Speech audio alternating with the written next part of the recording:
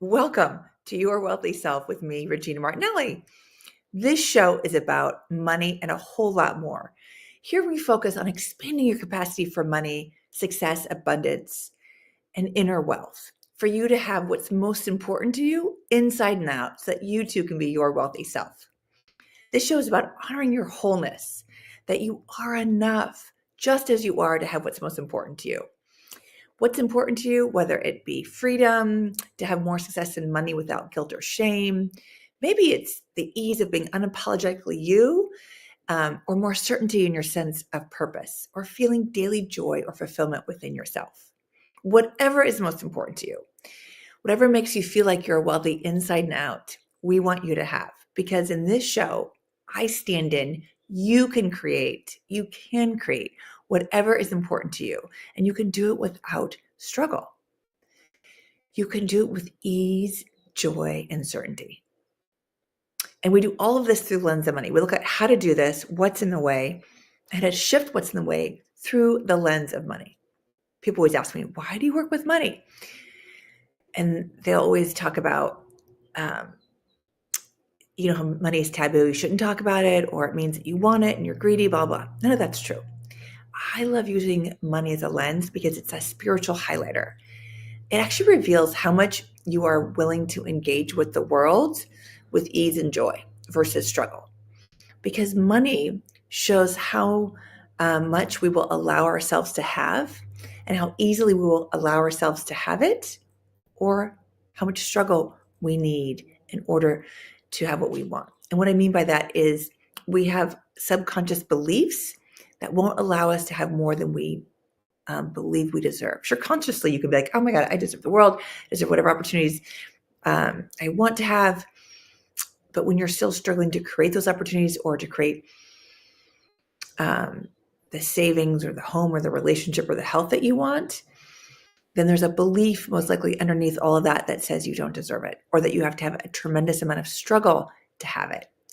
So this is why I like using the lens of money. So with that, let's talk about today's episode. Today we're going to explore shame. I know it's not a happy word and everybody loves it, but it's so important because of how it affects how we create what we want.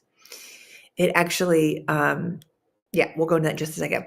Because shame is one of the most powerful forces that keeps us stuck and literally shuts down our nervous system when we actually need our nervous system to come online. Like, have you ever worried about other people judging you only to find out that they were not thinking about you at all? Give me something simple as like, oh, I don't have the right shoes with this. And then you wear them and you find nobody even notices your shoes or could care less. They didn't even notice the thing that you were worried about them noticing. I laughed because I threw a party and I pulled out these tablecloths, these linen tablecloths, and I ironed them all. There was 4 of them. And, it took me several days to do it. I put them out, had the party, blah, blah. Not a single person noticed. And it made me laugh because it's those things where like, I have to have it ironed. I have to have it, not perfect because I'm not perfect, but like I want this aesthetic, this little detail. And nobody noticed, good or bad. It kind of made me giggle and realize I have to put those out there for me, not for anybody else, which we know.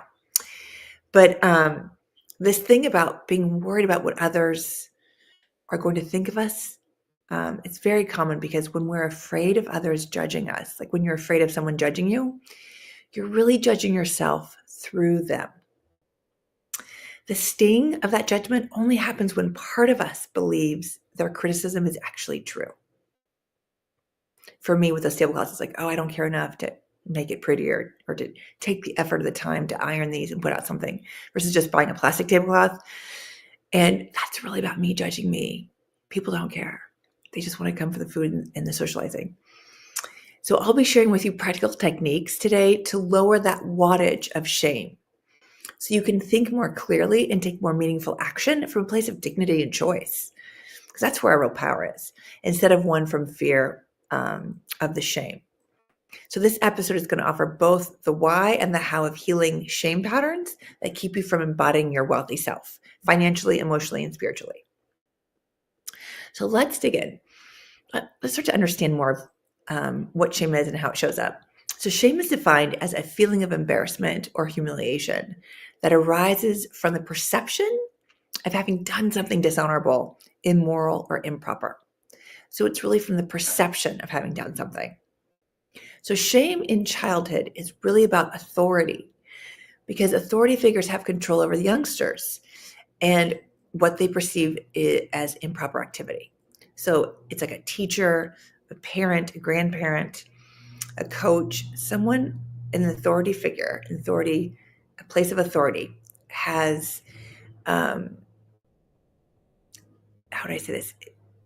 Has an idea about how we should behave or what we should or shouldn't be doing. And we perceive that as improper activity when they shame us. So shame works so well that parents, schools, governments, institutions, and communities continue to use it at any age to try to control behavior. And this is nothing new, unfortunately, because shame, we all know it. We've all at one point or another had a parent, a teacher, or authority figure cast shame on our behavior in some way or another. It could have been verbal, like, how dare you? Who do you think you are? Or you should be ashamed of yourself. Or don't do that. Why do you always do that? Those kind of things. Or maybe it was a silent treatment or a scornful eye from across the room. Or maybe you had a lot of these, many different types of these in the gourmet buffet style of shame growing up. It doesn't feel good. This is because shame is experienced in your body as a threat to your survival. Because shame has one of the lowest frequencies. Its frequency registers lower than fear in our bodies. So fear is like we freak out, like, we go and try to find safety or protect ourselves. But shame registers even lower. It has an incredibly low frequency. Shame actually registers as a death threat in your body. Meaning if I were to put electrodes on your brain and your nervous system to track your body's response during someone shaming you, your body would act like it's fighting for its life, like its survival is being incredibly threatened. So shame registers as a death threat, which brings in the fear of survival. This is why it's used by so many authority figures or institutions to try to control behavior, because it's very effective. And unfortunately, it's an incredibly destructive technique as well, because it can cause our nervous systems to go into fight, flight, freeze, or fawn. Since shame is quite powerful, it gets used a lot. Yet it's too bad because it can have really long-lasting effects that are damaging to our ability to make decisions or to choose. It can cause someone to panic or have anxiety about making a choice that will disappoint someone they love. If shame is done a lot, it can keep our brains, those reptilian brains that's here at the back, the base of your skull, the one that's in charge of fight, flight, or freeze in all of your survival. It can put this part of your brain, the reptilian brain, on a loop of trying not to cause disappointment or be shamed in anything and everything we do. This is where the lack of clarity can show up, or our inability to make decisions, or the fear of putting ourselves out in the world with more self-expression. It has us suppress our true nature and purpose to protect ourselves. So shame can have long-lasting effects, unfortunately, and these can be devastating. And when we feel shame, it makes it incredibly hard to manifest something that would give us joy on top of the low frequency of shame.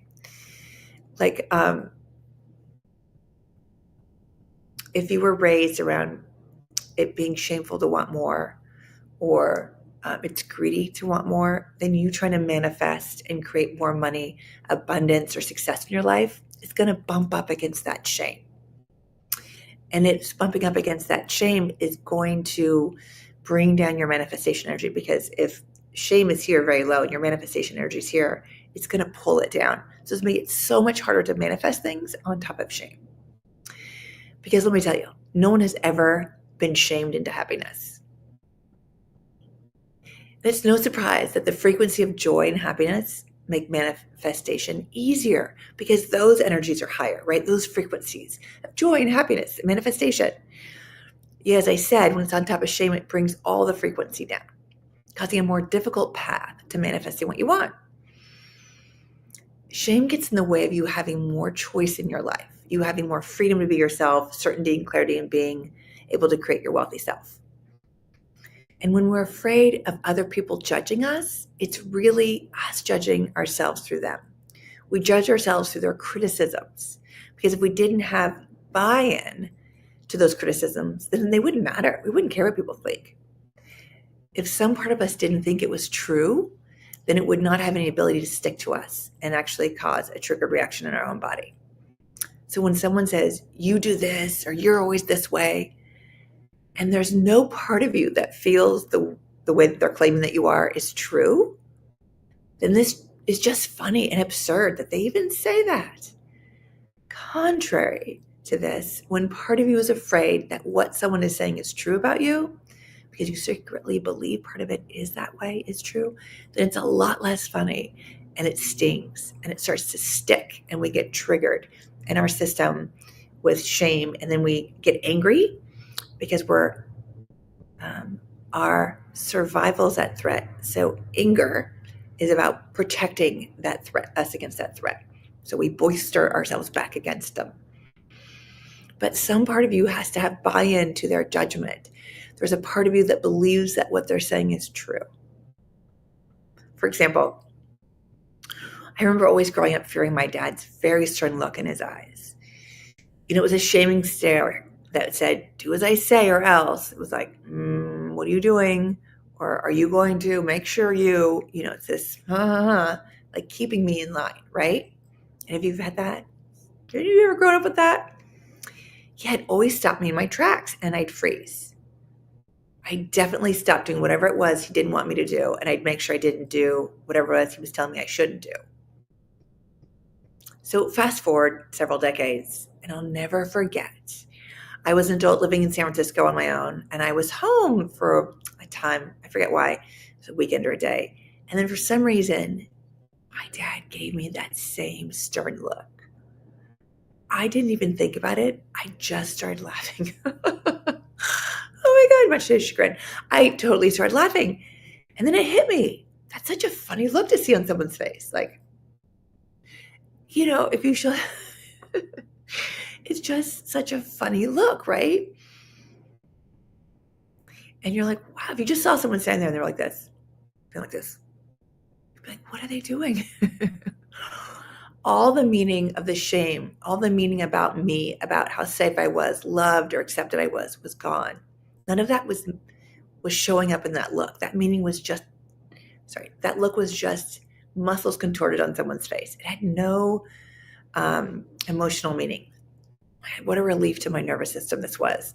There are so many things he could have said to cause a shameful reaction, yet that look no longer held its power it had as when I was a child. And I had this notion like, how did I ever think that was a scary face? It just looks so silly to me now. As a child, it was everything. Because as a child, you don't have the same capabilities and capacities and abilities to decipher the meanings of things and remove your personal, making it personal about yourself. As a child, we always make it personal about us. We take all the credit and all the blame. So because our parents are our lifeline, they are our place of safety, survival, and belonging. This is why shaming can be such an effective tool on one end and completely devastating to a child's self-esteem long-term. So let's look at how to transform shame so that it doesn't have the same effect as it has. And I'll be giving you a very helpful tool in a minute. So settling into one's own dignity makes it hard for others to attack you. When you have a sense of dignity, the path to protection isn't more walls or boistering back or getting angry or yelling louder or saying, you do this. Like, I do what? You do that. Or whatever. It's actually more dignity. So dignity is defined as being worthy of honor and respect and a sense of pride in oneself. If you have pride in yourself, then you know you're worthy of honor and respect. And you don't take what other people are saying personally. So having dignity of choice and feeling more as the truth of who you really are, this helps to protect us from being shamed. Also, it helps to take down the threat level in our nervous system. Remember, shame registers as a death threat in our bodies, in our reptilian brain. So you need to take that charge of that fear response down. This is important because you can't get much done when levels of fear and shame are up, when your whole nervous system is unavailable. It goes offline. And once you take that wattage of fear or shame down, then you can tackle the meaning, which is part of what is generating that shame, which is the stuff that we still believe about yourself. So you take down the wattage of the shame or the fear, which is the shame, and then you can start to go, what am I making this mean about myself that this has such an effect? So in revising the meaning of that memory that gets triggered when you are feeling shame is what we want to do. So the first thing we have to do is teach your brain to stop those memories, like pause them and mute them. We need to start to teach your brain that these are just memories. Because your reptilian brain doesn't know the difference. Because these threats that are from shame are not actually still happening. Because that's the thing about traumatic memories, is we get stuck in thinking that they're still happening. It's not our conscious brain. It's this part of the brain back here, the reptilian brain, that doesn't do time. Our reptilian brain can't tell the difference between, what is real or what is imagined. And imagined could be an experience from memory of being shamed as a child, or what is real is actually happening in real time right now. This is why movies are so much fun. This is why if you watch a scary movie, like about a shark, I always use that example, but it terrifies me. And you're sitting on your couch inland, 3 stories above water. You technically, realistically, and practically should not be afraid. But when you're watching this movie, your reptilian brain doesn't track that. It is tracking what you're looking at, what you are feeling, which is there's a shark, I'm in danger. And it thinks it's happening right now. It thinks you could possibly be eaten while you're in your living room on dry land, 3 stories above the ground. Because the critter brain doesn't know the difference. So what I want you to do is take the experience of shame, and what we're going to do is we're going to step in and step out of the memory. At the same time, we're going to step into the adult version of you again and again. Because what happens is when you're 40 years old or 54 years old, stepping in and out of your 5-year-old self, it gives your 5-year-old access to your 40 or 50-year-old brain, which helps your younger self not make your 5-year-old decisions that her parent figure is right about how displeasing she is. What I'm trying to say is it helps her realize that when her parent was shaming her about how she shouldn't do something, it helps her brain to realize that that is just a decision. It was just a memory. It's not what's really happening. Because what happens is when you get triggered, when you are right back in with your 5-year-old brain. When something happens, you're like, oh, I'm right back there.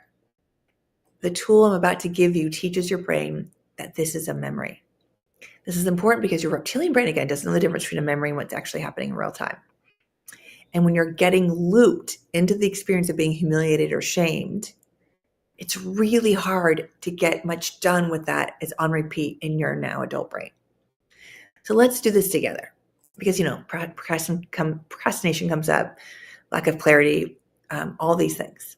So what we're going to do next, you may have to rewatch this at a slower pace or pause it here and there to do this. How I like to do this is standing up.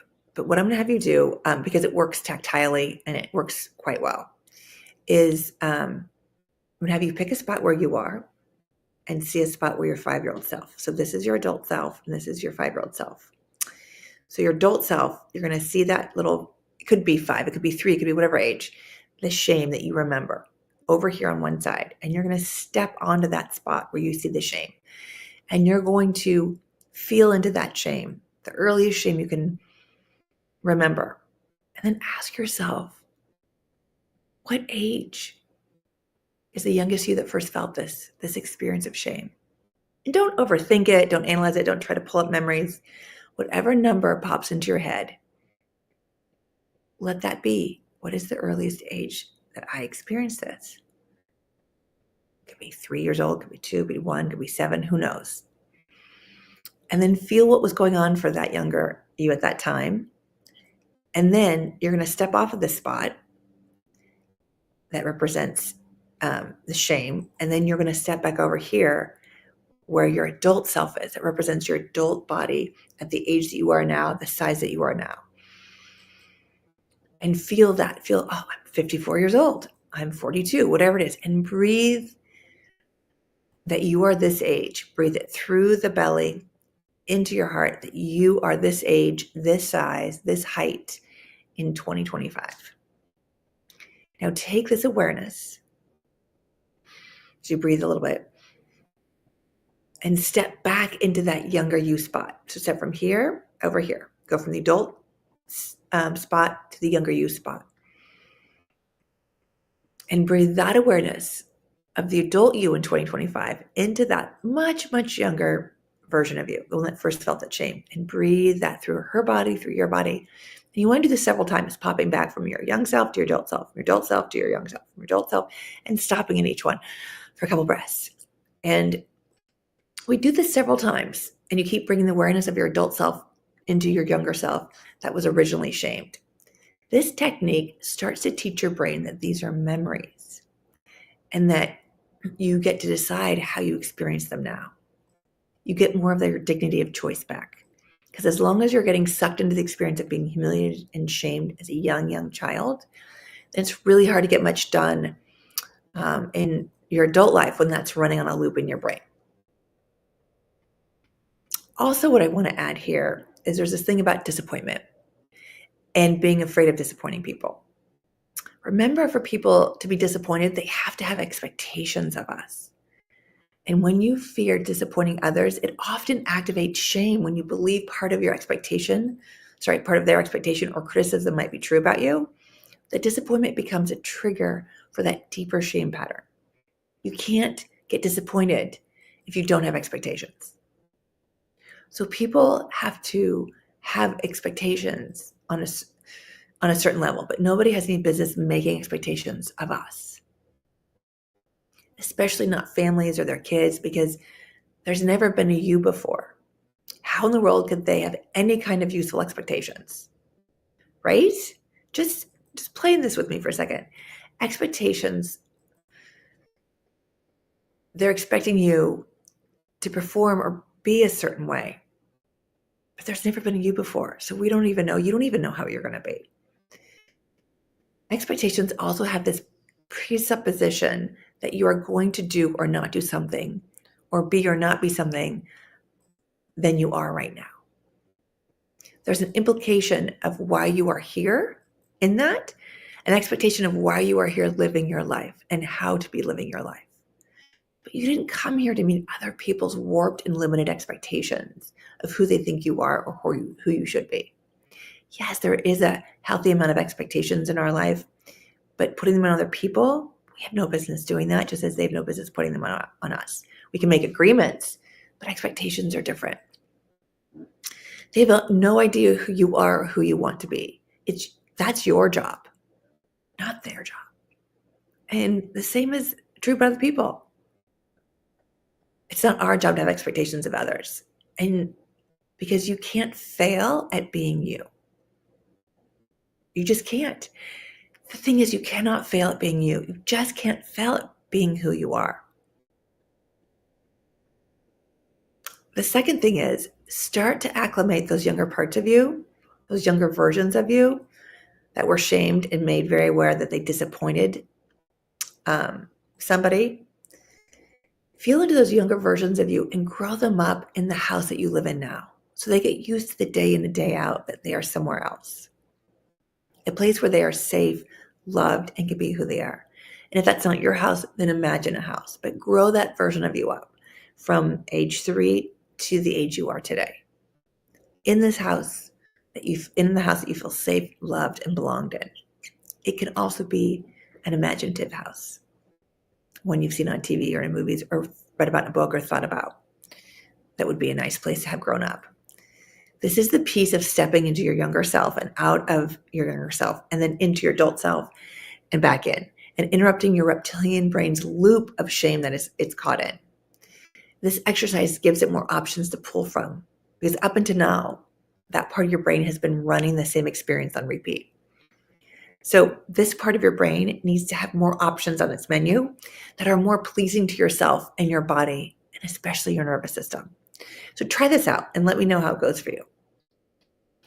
You are welcome to email me at yourwealthyself@e360live.com. I'd love to hear how this is, because when you're aligned with who you truly are, not in the childhood wounds, then the universe conspires on your behalf. And many of us compensate for unhealed wounds of shame and disappointment by overachieving and saying yes to everything, which leads to anxiety and overwhelm. There's a gentler way. And in doing this, there's a possibility of the entire universe being at your back supporting you.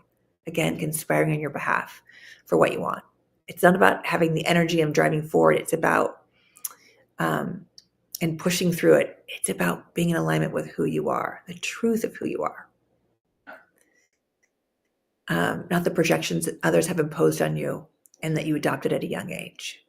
It's about being you. In alignment with the universe, God, divine oneness, you create together what you are wanting, the experiences that you want, and you are enough to have what you want just as you are.